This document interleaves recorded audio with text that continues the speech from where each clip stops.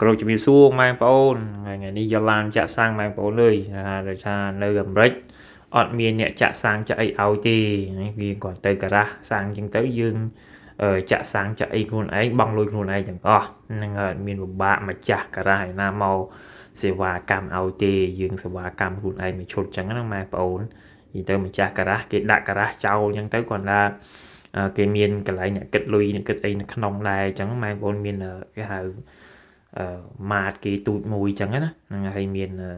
ការ៉ាស់គេប្រប៉ុណ្ណាដែលយើងទៅយើងបង់លុយបង់អីខ្លួនឯងប្រើ credit card Visa card អញ្ចឹងទៅម៉ែបងប្អូនលក់ Cycle K ហ្នឹងម៉ែបងប្អូនហ្នឹងហើយខ្ញុំចាក់នៅហ្នឹងហើយមានឡានគេឡានយើងមកចាក់នឹងទាំងអស់គ្នា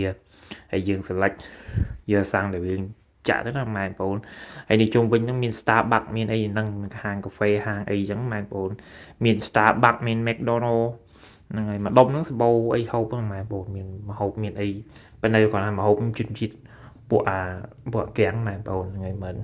បោះខ្មែរយើងទេហ្នឹងហើយមហូបអាកាំងស្រួលរកណានេះចុះនៅស្រុកគេមិនខ្វះមហូបអាកាំងឌីជាមិនត្រូវម៉ែបងប្អូនហើយខ្ញុំចាក់អាលេខ89ម៉ែបងប្អូនហ្នឹងគុណភាពវិញក្រៅគាត់បើអាធម្មតា87អា plus ហ្នឹង89អាល្អ premium ហ្នឹងគឺ93បាទសម្រាប់ខ្ញុំប្រើលេខ89ហ្នឹងម៉ែបងប្អូនដោយសារខ្ញុំប្រើលេខហ្នឹងវាឡានយើងមិនដែលធ្វើទុកធ្វើអីចឹងយើងជិះ4 5ឆ្នាំវិញវានៅតែដើរដំណើរការម៉ាស៊ីនវាចេះដើរទៅមុខរលូនអញ្ចឹងម៉ែបងប្អូនអញ្ចឹងទៅចេះតែយំប្រើលេខ89អញ្ចឹងរហូតមកបាទម៉ែបងប្អូននេះសាំងម៉ាស៊ុត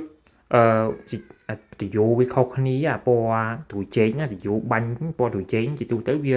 ពីច្រើនម៉ាស៊ុតហ្មងហ្នឹងហើយថាខ្មៅហ្នឹងសាំងម៉ាស៊ុតនេះតម្លៃខុសគ្នាម៉ែបងប្អូនម៉ាស៊ុតនេះថ្លៃជាងសាំងម៉ែបងប្អូនហើយបើសិនជានៅស្រុកខ្មែរយើងវិញសាំងវាបែរជាថ្លៃជាងម៉ាស៊ុតទៅវិញបាទហើយនិយាយទៅឡានម៉ាស៊ុតឡានសាំងឡានម៉ាស៊ុតវាធានាម៉ាស៊ីនជាងវាធានាបានប្រើប្រាស់បានយូរជីបានឆ្ងាយអញ្ចឹងម៉ែបងប្អូន